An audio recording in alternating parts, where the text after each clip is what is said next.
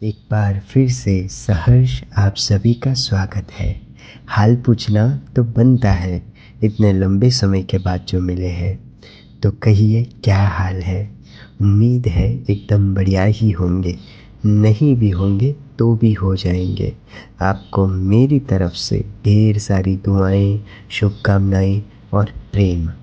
आज बहुत सारी बातें करेंगे, एक बार फिर से भावुकता से जुड़ेंगे। 190 दिन यानी कि लगभग 6 महीने और 10 दिन के बाद आपके समक्ष कविता प्रस्तुत करने जा रहा हूँ। ये इस चैनल शुरू होने के बाद का सबसे लंबा ब्रेक है। इसका कारण एक शायरी से अभिव्यक्त करता हूँ, तो सुनिए। थोड़ा ज़्यादा वक्त खुद के साथ बिता क्या लिया, लोग समझ बैठे इसने लिखना छोड़ दिया। पहले भी था खुद के करीब, मगर अब थोड़ा और करीब कर लिया, अब थोड़ा और करीब कर लिया। ये चैनल भावों से भरी चैनल है। रुकावट आ सकती है मगर अंत नहीं हो सकता। ये चलेगी ही चैनल, चाहे 50 व्यूज़ आए या 5 व्यूज़ आए। ये व्यूज़ से नहीं, मन के कनेक्शन से चलती है। हाँ, ज़्यादा व्यूज़ मोटिवेट ज़रूर करते हैं, परंतु कम व्यूज़ परेशान नहीं करते। कोई तो देखता है, जो भावों का रस पीने आता है, वो ही काफ़ी है। जो अभी ये वीडियो देख रहे हैं, अब तक मेरे साथ जुड़े रहे, सुनते रहे, इसके लिए आपको दिल से धन्यवाद। इस भाव पर एक शायरी सुनाता हूँ, तो सुनिए। हम देर आते हैं मगर दुरुस्त आते हैं, हो जाओ तैयार, कुछ अच्छा सुनाते हैं। नशीला साहित्य का रस पिलाऊंगा भाव से, आओ हम साथ पीकर मदहोश हो जाते हैं, आओ हम साथ पीकर मदहोश हो जाते हैं। काव्य शुरू करने से पूर्व मैं एक महत्वपूर्ण बात करना चाहता हूँ। मुझे खुशी है कि साहित्य के प्रति प्रेम है, इसलिए आप सुनने आए हैं।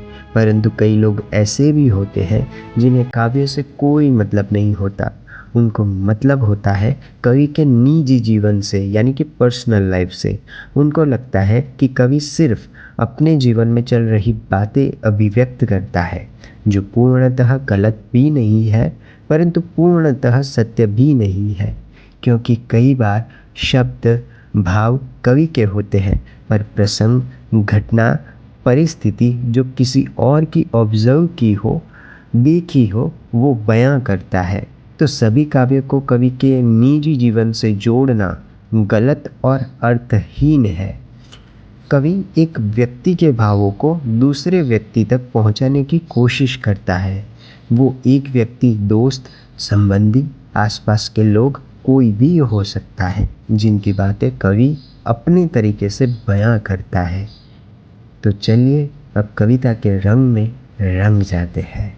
काव्य का शीर्षक है अनुभूति। पक्षियों की चहचहाहट शाम को जेवर पहनाती है, जो है खूबसूरत उसे और हसीन बनाती है। जो प्रिय रिश्ते, व्यक्ति या चीज़ें होती है, उन्हें अक्सर नज़र लग जाती है। खटखटाकर उम्मीदों के द्वार स्नेह वापस आता है। हर रोज़ सिर पर हाथ रख कोने में बैठ जाता है। आहिस्ता आहिस्ता मन के शिखर पर चढ़ता है। रात के सन्नाटे में बरसों का एहसास शोर करता है। अब तो शोर भी संगीत की कोई धुन सा लगता है। आदत पड़ गई है, सुनो इसे तो ही माहौल बनता है।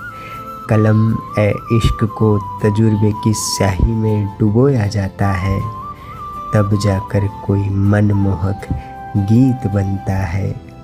संबंध में वार्तालाप जब बंद हो जाता है, तब एक एक शब्द का मूल्य पता चलता है।